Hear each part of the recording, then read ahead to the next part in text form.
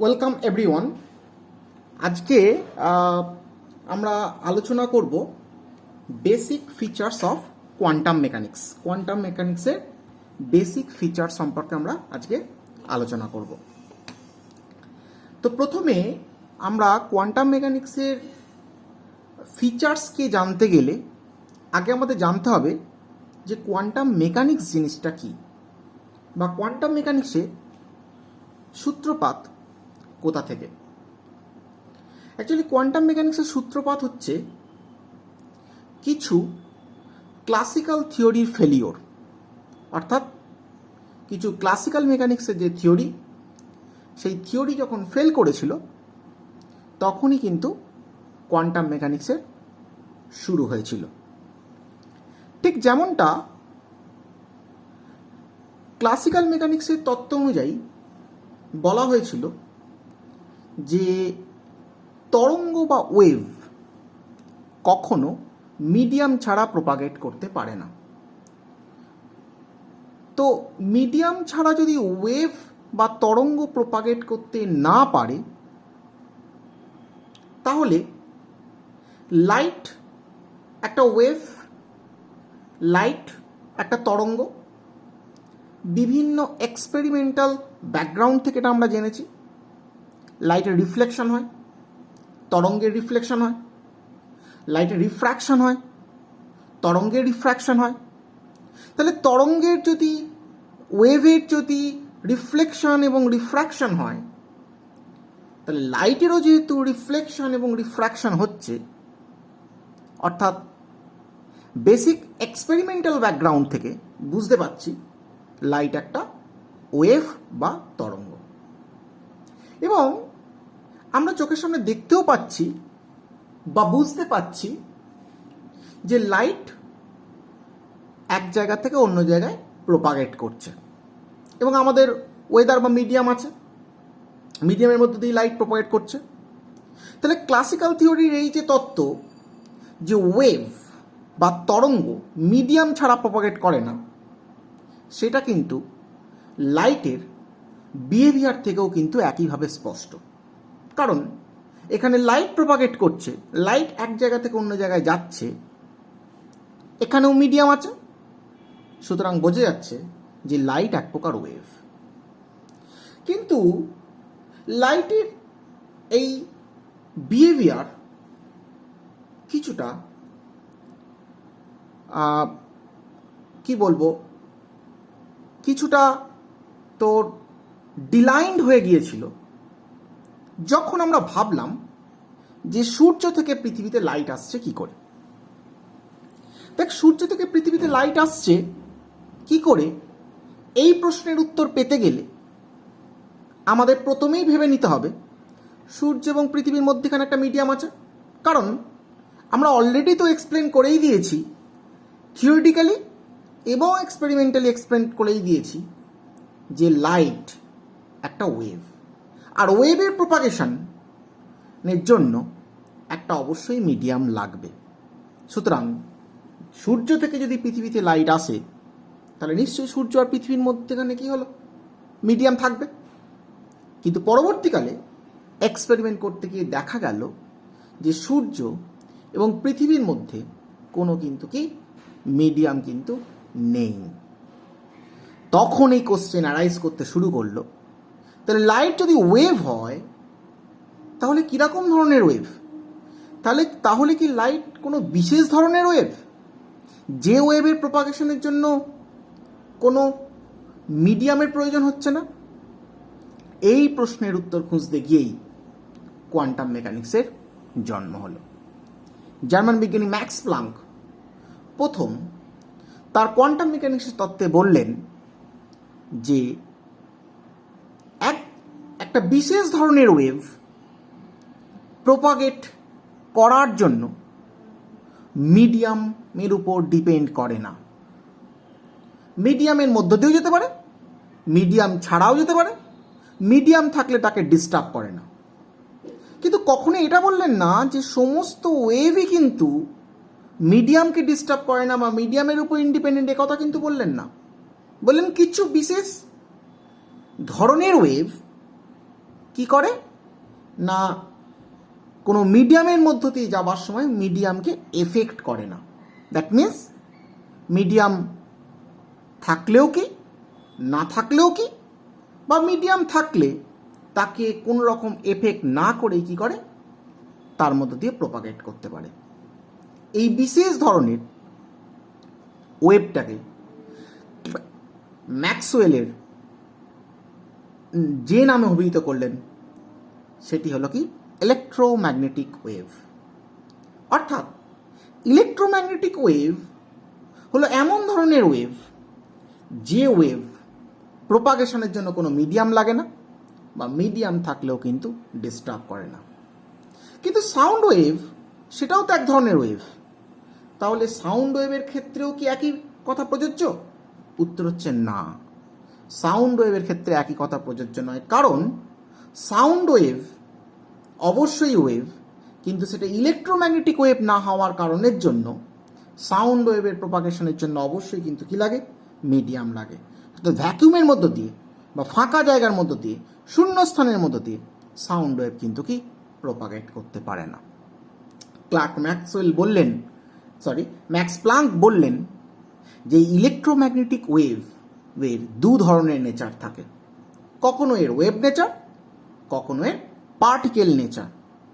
বলছে যখন কোনো মিডিয়ামের মধ্য দিয়ে যায় এই ইলেকট্রোম্যাগনেটিক ওয়েভ তার ওয়েভ হিসাবে সে প্রপাগেট করে, যদিও সে মিডিয়ামকে কোনো রকমভাবে কি করে না?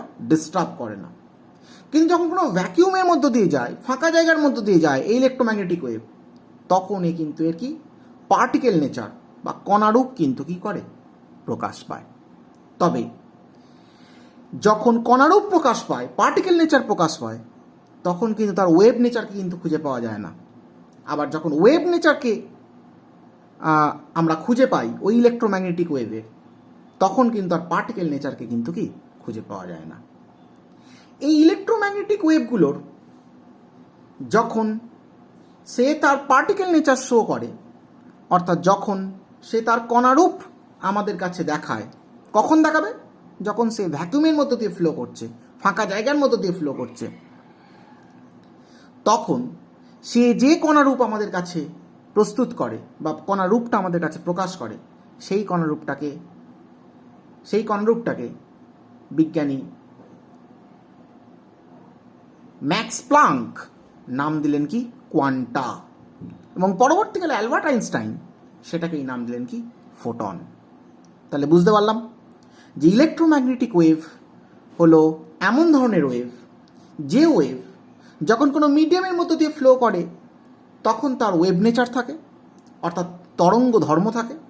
অর্থাৎ সেই ধর্ম অনুযায়ী সে কি প্রকাশ করে না, সেই ধর্ম অনুযায়ী সে রিফ্লেকশন ঘটায়, রিফ্র্যাকশন ঘটায়, ইন্টারফিয়ারেন্স ঘটায়, ডিফ্র্যাকশন ঘটায়, পোলারাইজেশন ঘটায়, ডিসপারশন ঘটায়, স্ক্যাটারিং ঘটায়, অর্থাৎ প্রতিফলন, প্রতিসরণ, বিকিরণ, বিক্ষেপণ, সমাবর্তন, অপবর্তন, ব্যতিচার, এই ধরনের ওয়েভ ফিনোমেনাগুলো দেখায়।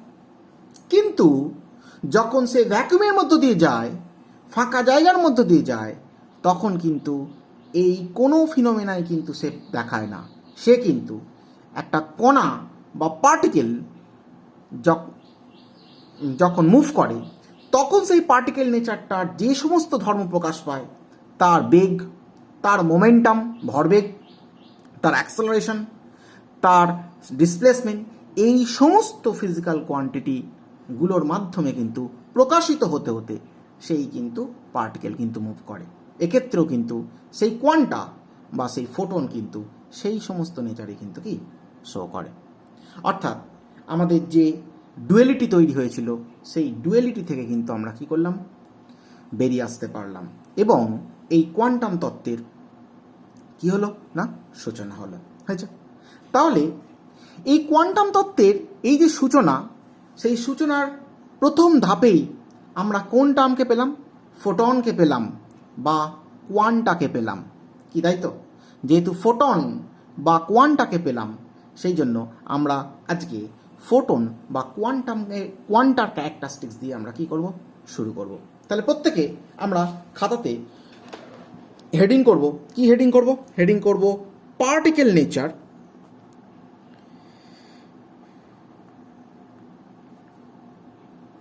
পার্টিকেল হাইপেন দিয়ে wave, duality,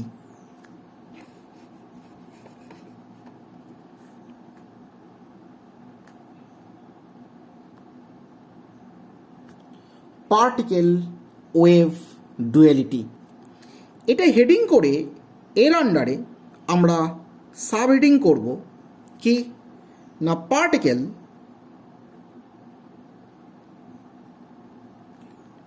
nature of light,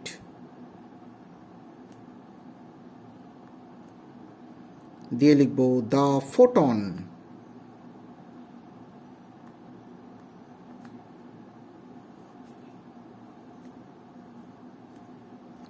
আচ্ছা,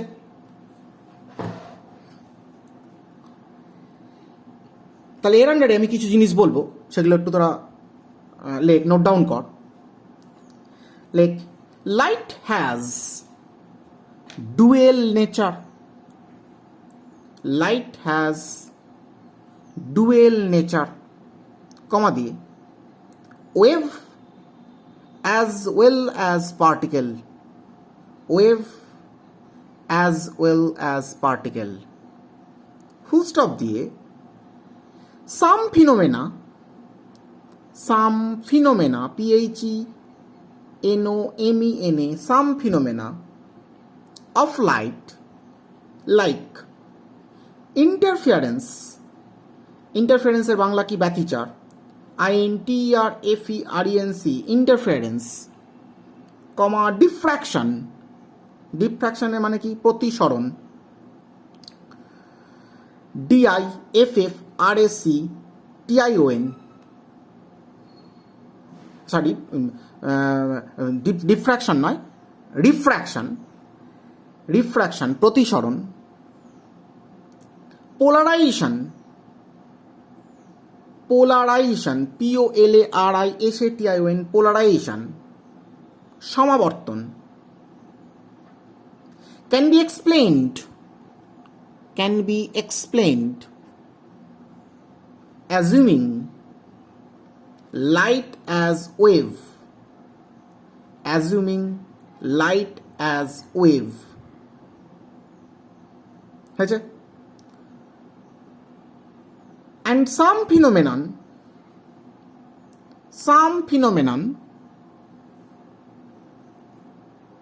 can be explained, can be explained light as particle, can be explained light as particle বলে এইভাবে তোরা লিখে রাখ। Wave phenomena, wave ফিনোমেনা,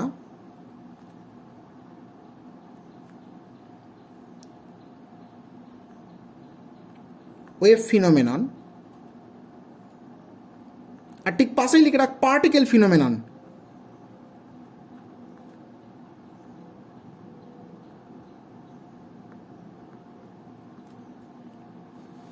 particle phenomenon. Wave phenomenon কোন কোনগুলো পাচ্ছি? এক নম্বর দিয়ে লিখবো কি? রিফ্লেকশন,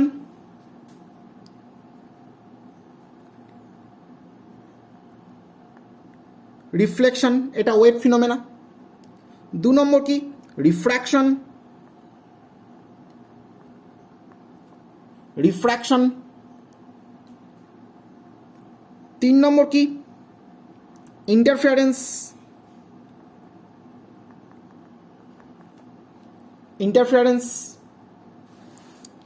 চার নম্বর কি? ডিফ্র্যাকশন।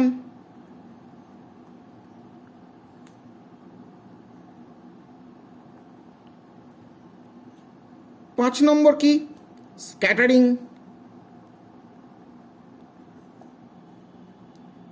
ছ নম্বর কি? পোলারাইজেশন।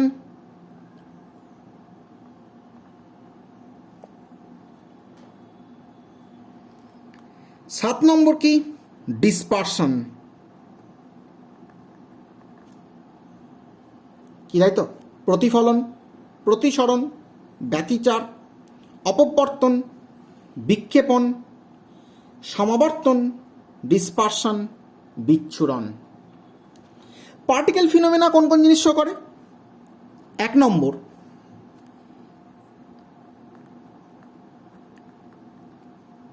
Photo electric effect. 2 নম্বর রামান এফেক্ট।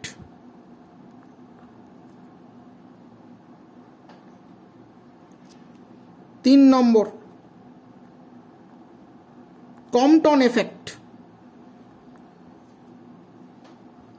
এই সমস্ত ফিনোমেনা কিন্তু লাইটের এই ওয়েভের কোন নেচারকে শো করে? না, পার্টিকেল নেচারকে কিন্তু কি শো করে। মানে এই সমস্ত ফিনোমেনাকে এক্সপ্লেন করতে গেলে লাইটের ওয়েভ নেচার দিয়ে আর এক্সপ্লেন করা যাবে না।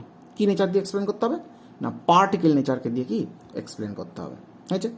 কিন্তু reflection, refraction, interference, diffraction, scattering, polarisation, dispersion, এগুলোকে এক্সপ্লেন করতে গেলে কিন্তু লাইটের আবার পার্টিকেল নেচার দিয়ে এক্সপ্লেন করলে হবে না। কি দিয়ে এক্সপ্লেন করতে হবে?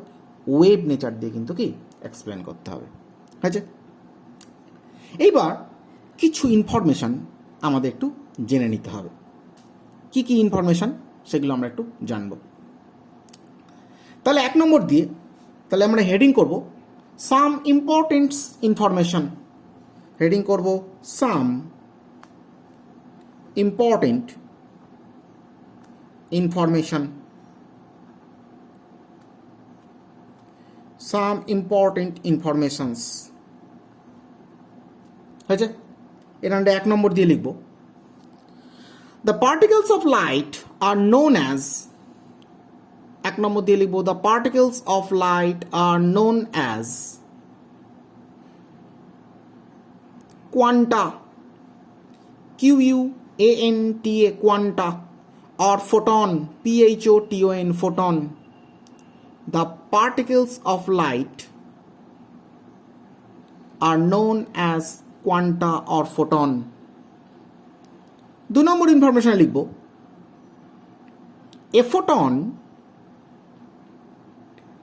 photon in vacuum always travels. A photon in vacuum always travels with speed. কি লিখব? C equal to 3 into 10 to the power 8 meter per second. অর্থাৎ লাইট বা যে কোনো ইলেকট্রোম্যাগনেটিক ওয়েভ শূন্য মাধ্যমে 3 into 10 to the power 8 meter per second velocity নিয়ে move করে। পয়েন্ট নম্বর 3 তে লিখব the mass of photon is defined. The mass of photon is defined in the sense of classical or Newtonian physics. Is defined in sense of classical or Newtonian physics. And so we simply state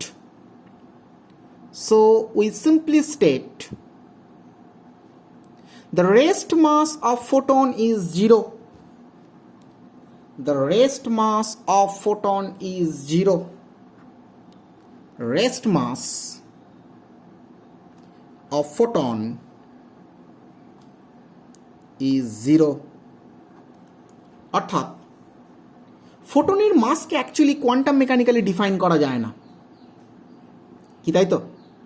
quantum mechanically ফোটনের মাসকে কিন্তু define করা যায় না। কেন define করা যায় না? কেন? দেখ না, মাস হচ্ছে একটা ইনার্শিয়াল থিঙ্কিং,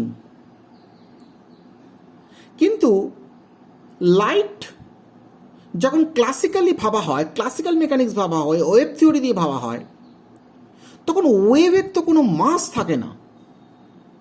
কি তাই তো? ওয়েভের কোনো ইনার্শিয়াল নেচার থাকে কি? থাকে না। সেই জন্য ক্লাসিক্যাল বা নিউটনিয়ান মেকানিক্স অনুযায়ী ওয়েভের যদি আমি মাস বা ওয়েভের পার্টিকেল নেচার বা কোয়ান্টা বা ফোটনের মাসের কথা ভাবি, তাহলে তার মাসকে জিরোই ভাবতে হবে।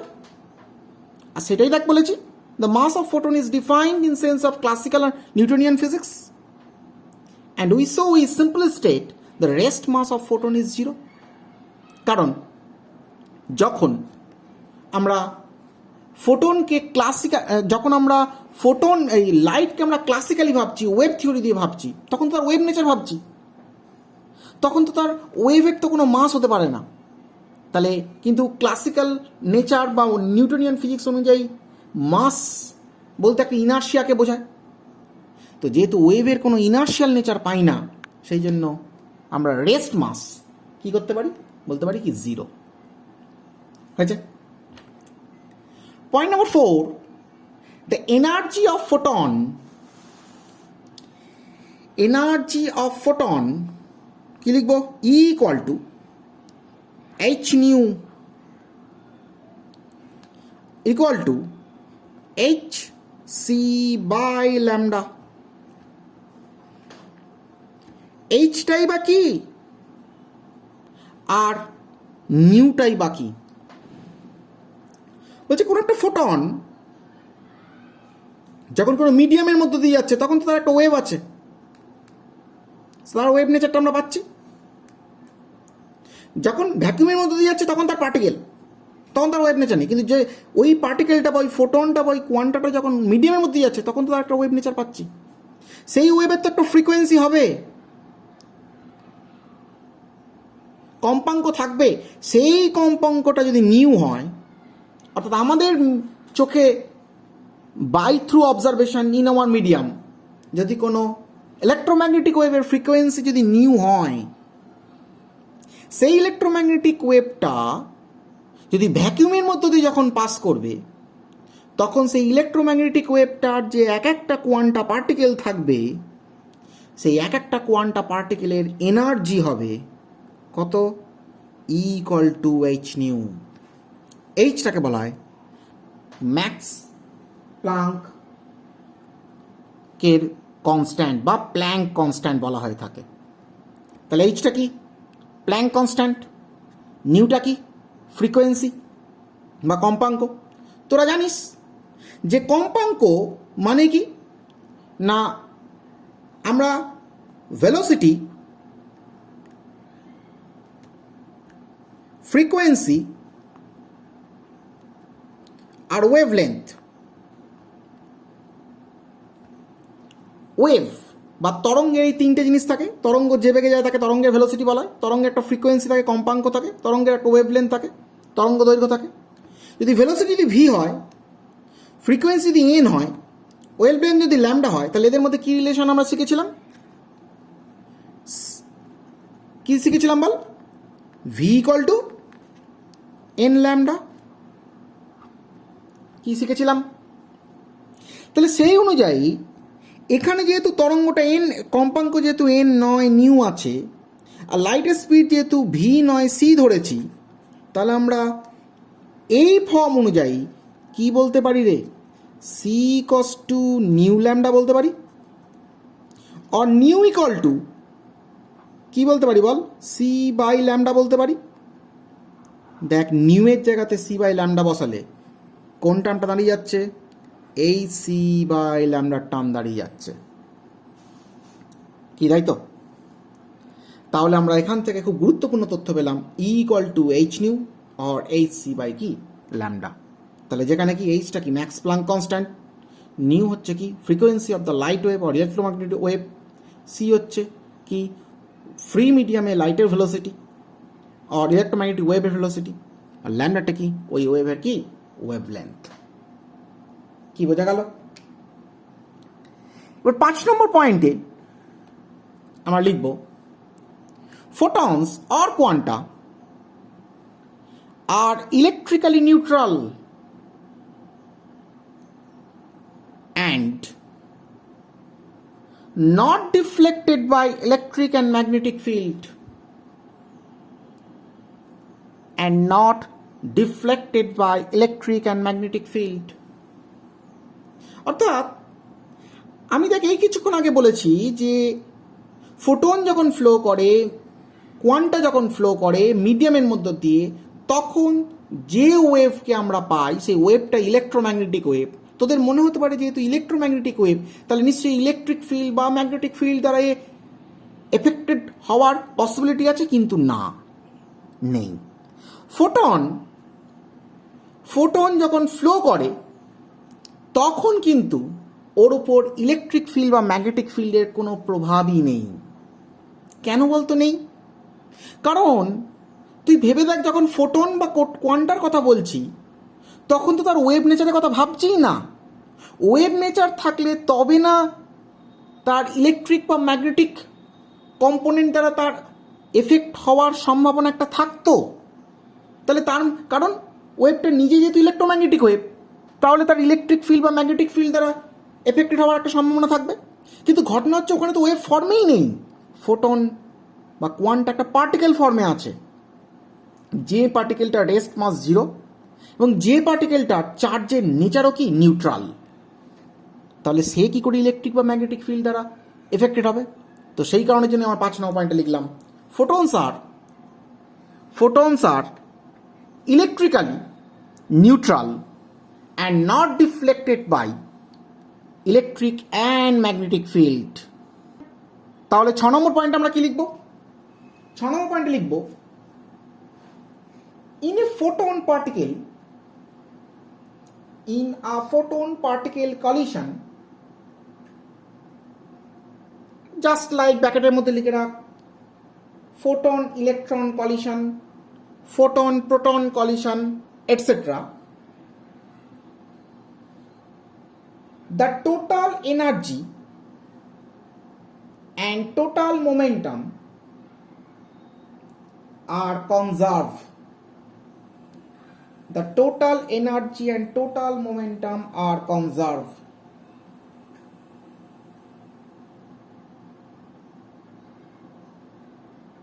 But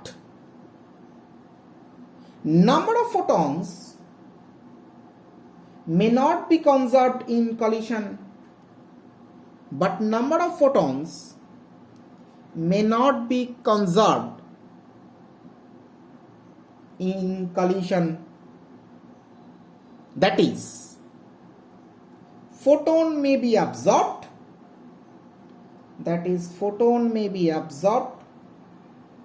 Or new photon may be created. Photon may be absorbed or new photon may be created. খুব ইম্পর্টেন্ট পয়েন্ট। যে প্রত্যেকটা পয়েন্ট লেখালাম এই প্রত্যেকটা পয়েন্ট থেকে কিন্তু আমাদের কম্পিটিটিভ লেভেলে কনসেপচুয়াল কোশ্চেন হয়েছে। যে পয়েন্টগুলো থেকে কোশ্চেন হয়েছে আমি সেই পয়েন্টগুলোকেই ফোকাস করছি শুধুমাত্র। কি বললাম যে ফোটনের সঙ্গে ইলেকট্রনের কলিশন, ফোটনের সঙ্গে প্রোটনের কলিশন, অর্থাৎ ফোটনের সঙ্গে এনি সাব অ্যাটমিক পার্টিকেলের কলিশনের ক্ষেত্রে সবসময় এনার্জি আর মোমেন্টাম কি থাকবে রে? কনজার্ভ থাকবে। অর্থাৎ ফোটন কারোর সঙ্গে, এই ধর একটা ইলেকট্রনের সঙ্গে কোনো একটা ফোটন এসে যখন হিট করছে, হিট করার আগে ফোটনের যা এনার্জি যা মোমেন্টাম, হিট করার পরে কিন্তু ফোটনের তাই এনার্জি তাই মোমেন্টামই কিন্তু থাকবে। অর্থাৎ এনার্জি এবং মোমেন্টাম কনজার্ভ থাকবে। দ্যাট মিনস এটা কোন কলিশনে থাকে রে? ইলাস্টিক কলিশনে থাকে, তোরা জানিস। সুতরাং ফোটনের সঙ্গে কারোর কলিশন সবসময় কেমন ধরনের হয়? ইলাস্টিক কলিশন হয়। কিন্তু ধর এখানে 5খানা ফোটন এলো, 5খানা ফোটন এসে একসঙ্গে কলিশন ঘটালো ইলেকট্রনের সঙ্গে। কিন্তু ইলেকট্রনের সঙ্গে কলিশন ঘটানোর পরে আমরা কখনোই এক্সপেক্ট করতে পারি না এখানে 5টা ফোটনই বেরোবে। হতে পারে 3টে ফোটন বেরোলো, হতে পারে 7খানা ফোটন বেরোলো। অর্থাৎ number of photon before collision and number of photon after collision may be equal, may not be equal. That means in collision photon may be created or photon may be কি absorbed. তাহলে তোরা এখন বলবি sir momentum তাহলে কি করে conserve থাকছে? ঘটনা হচ্ছে এটাই যে ফোটন যখন মুভ করছে, আমি বলেছিলাম ফোটন বা কোয়ান্টার রেস্ট মাস স্থির অবস্থায় ভর কি 0, কিন্তু যেহেতু মুভ করছে তখন কিন্তু ওর কিন্তু মাস কিন্তু গ্র্যাজুয়ালি ইনক্রিজ করছে। দেখা যাচ্ছে যে 5টা ফোটন মুভিং অবস্থায় যা মাস, সেখান থেকে 3টে ফোটন মুভিং অবস্থায় যে মাস পাওয়া গেল এবং তাদের ভেলোসিটি যদি গুণ করা যায়, তাহলে দেখা যাবে যে এখানে 3টে ফোটনের কারেসপন্ডিং মাস এবং তাদের ভেলোসিটি গুণফলটা এখানে 5টা ফোটনের তাদের কারেসপন্ডিং মাস এবং তাদের ভেলোসিটি গুণফল মোমেন্টামগুলো কী হয়ে যাবে, সমান হয়ে যাবে। আশা করি আমি ব্যাপারটা বোঝাতে পেরেছি। হয়েছে? Point number 7, if the intensity of light or electromagnetic wave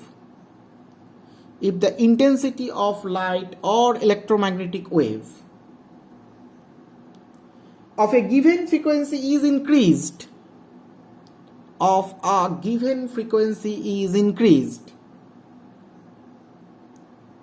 there is increase in number of photons, there is increase in the number of photons per area per time,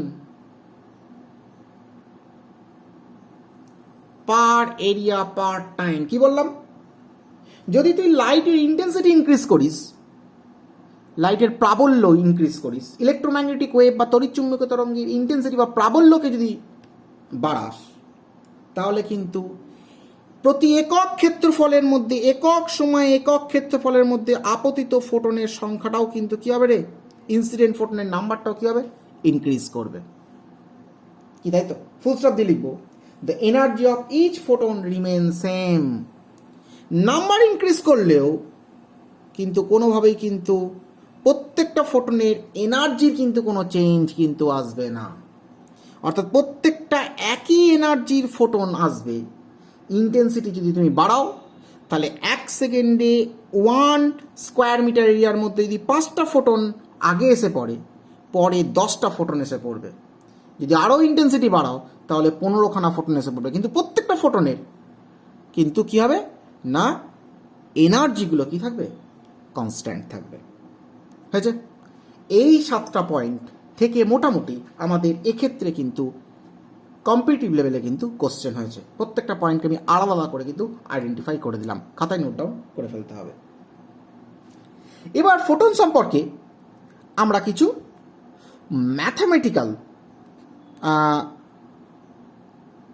mathematically আরও কিছু ইনফরমেশন আমরা জানব। ওকে, তাহলে আমরা একটু subheading করে নেব, more mathematical concept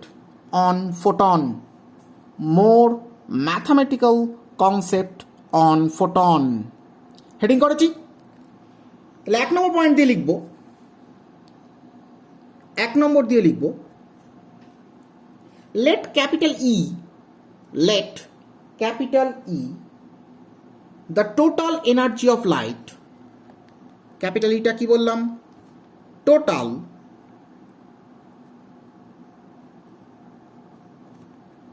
of light, capital P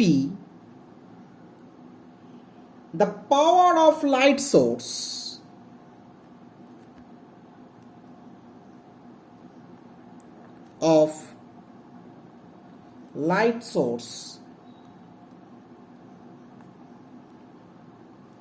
এবং I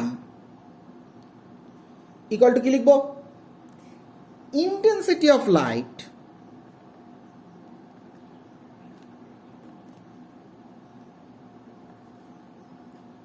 তাহলে কি কি লেখা যায় আমরা একটা একটা করে নোট ডাউন করব।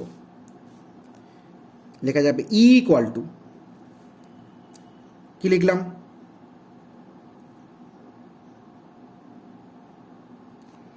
N H new. E equal to H new তো দেখেছি, এনখানা যদি ফোটন এসে পড়ে টোটাল এনার্জি কত, E equal to N H nu. Equal to কি লিখতে পারি, N H C by lambda, formula number 1, formula number 2 সবই কিন্তু ই ইকুয়াল টু, প্রত্যেকটা ফর্ম দিয়ে কিন্তু mathematical concept. Power P equal to energy per unit area, প্রতি একক ক্ষেত্রফলের মধ্যে যে পরিমাণ এনার্জি ইনসিডেন্ট হয় তাকেই পাওয়ার বলা হয়।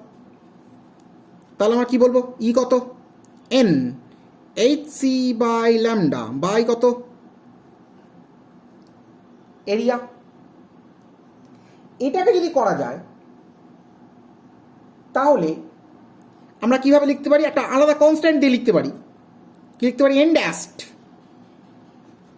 এইচ নিউ বলতে পারি। তার মানে এন বাই এ, এই টার্মটাকে কি বললাম? এন ড্যাস্ট। আর এটা মানে কি? H nu. ফর্মুলা নাম্বার 3 আচ্ছা, ইন্টেন্সিটি আই ইকুয়াল টু কি বলা হবে? Power by unit area. অর্থাৎ প্রতি একক ক্ষেত্রফলের উপর কত পাওয়ারের লাইট এসে পড়ছে, কত পাওয়ার ইলেকট্রোম্যাগনেটিক ওয়েভ এসে পড়ছে, সেটা কি ইন্টেন্সিটি। আই ইকুয়াল টু কি লিখবো? এন ড্যাস্ট এইচ নিউ বাই কি? এ। এই এন ড্যাস্ট বাই এ, এই টার্মটাকে আমরা এন ডবল ড্যাশ দিয়ে লিখতে পারি। N double dash H nu, formula number 4। তাহলে পাওয়ার মানে হচ্ছে energy per unit area, intensity মানে হচ্ছে পাওয়ার পার ইউনিট এরিয়া। তাহলে এটাকে আমরা কি? পাওয়ার, এটা কি? ইন্টেন্সিটি। কি, তাই তো? আমাদের যখন প্রবলেম দেবে তখন এই কনস্ট্যান্টগুলোর ভ্যালু বলে দেবে, অথবা এরিয়া, এন, এগুলো বলে দেবে। ফলে আমরা এগুলো কি করতে পারবো। তাহলে এখানে প্রত্যেকটা এ হচ্ছে কি? এরিয়া। এন ড্যাস্ট হচ্ছে কি? N per unit area. N double dash হচ্ছে কি? N dash per unit area. Intensity হচ্ছে কি? Power per area. হয়েছে? এটা গেল কনসেপ্ট নাম্বার 1। এবার আমরা কনসেপ্ট নাম্বার 2-তে চলে আসবো। Concept number 2,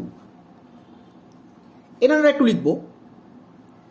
when light is incident on surface, when light is incident on a surface,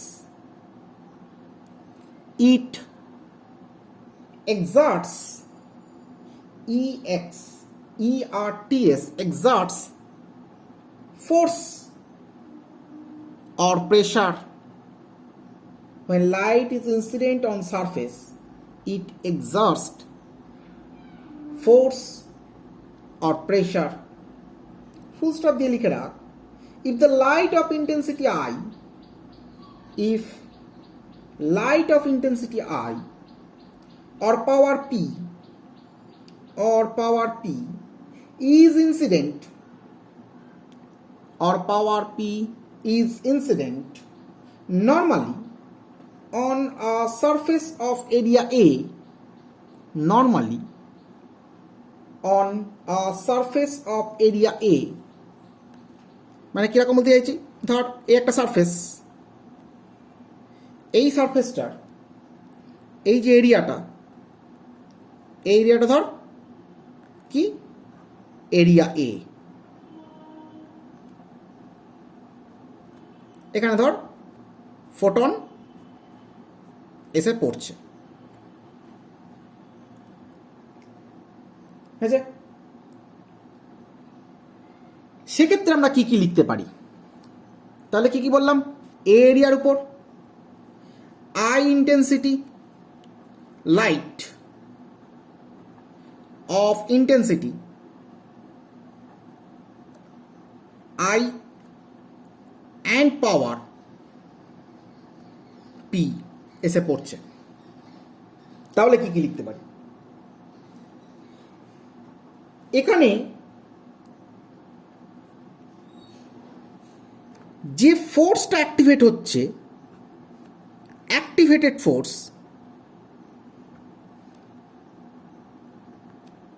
যদি এফ বলি, আর activated pressure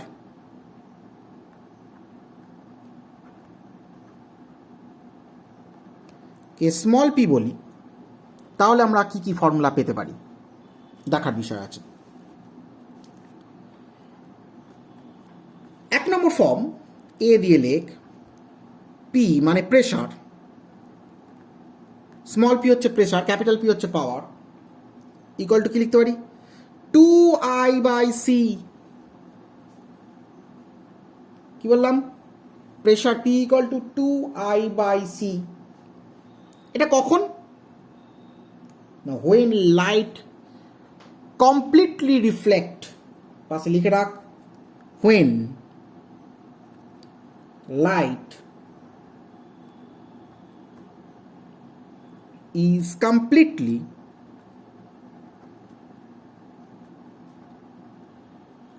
reflected, when light is completely reflected, যখন লাইট কোনো জায়গায় এসে পড়ার পর পুরো লাইটটা রিফ্লেক্ট হয়ে যাবে তখনই কিন্তু প্রেশার = 2 × intensity/I হবে। কিন্তু যদি এটা কমপ্লিটলি অ্যাবজর্বড হয়ে যায় তখন কিন্তু শুধু কথা হবে I/C হবে। তাহলে এখানে কি লিখবো? when light is completely absorbed, when light is completely absorbed হয়েছে। পিটা প্রেসার, সিটা তো ভ্যাক। পয়েন্ট নাম্বার 2, এরিয়া আন্ডারে বি দিয়েলে ফোর্স, অ্যাক্টিভেটেড ফোর্স F = কি লিখতে পারি? 2P/C।